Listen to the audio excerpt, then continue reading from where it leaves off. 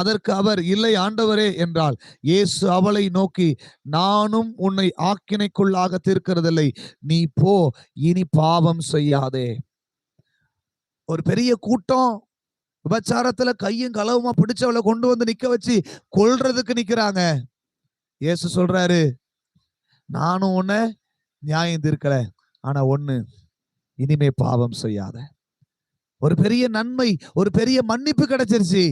மன்னிப்பு கிடைத்த நாம், அற்புதங்களை பெற்ற நாம் என்ன செய்ய வேண்டும் என்று அவர் எதிர்பார்க்கிறார் தெரியுமா?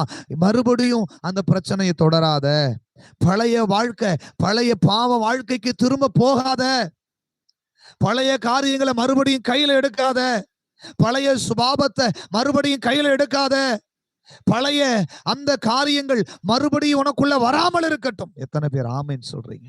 எத்தனை பேர் இதை ஏற்றுக்கொள்றீங்க? ஆண்டவர் நம்மள்ட்ட விரும்புகிற காரியம் இது